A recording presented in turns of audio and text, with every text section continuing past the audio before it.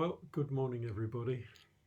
Here we are again, Thought for the Day, and I want to pick up Psalm 23, verse 4, which Don was preaching about on Sunday. I'm reading from the New English Bible, roughly speaking, and it says this: "Even though I walk through a valley dark as death, I fear no evil, for thou art with me, thy staff and thy crook are my comfort."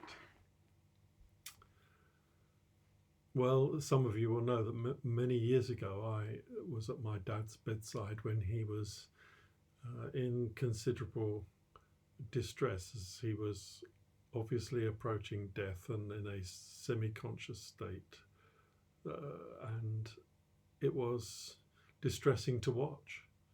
And I was prompted to pick up Psalm 23 and read it to him. And as I read it to him, he became very peaceful. In just a few moments, he was still and quiet and obviously at peace. I was so thrilled that God cared for my dad in such a way and loved him in such a way as to do that for him through my reading of Psalm 23. And he died a short while later.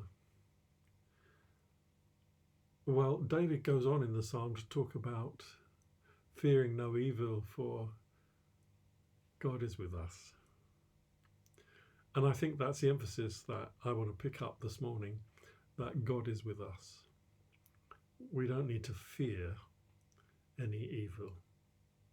Sometimes we can feel that evil is around us, but there is nothing to fear because God is with us, and He is a good God all the time. He is a good God for eternity. He is a good God now. He's a good God tomorrow and forever, and He loves us.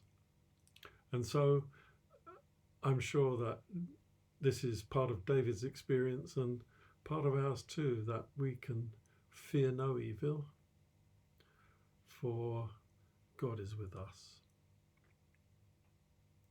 And so in our culture today, which is retreating rapidly from the certainties of good and evil to the uncertainties and unsettling and distressing nature sometimes of a culture that insists on greys rather than black and whites.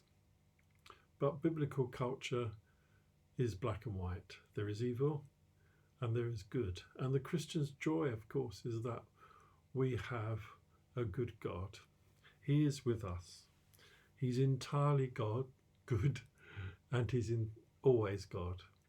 Say that again. He's entirely good, and He's always God. And He cares for us.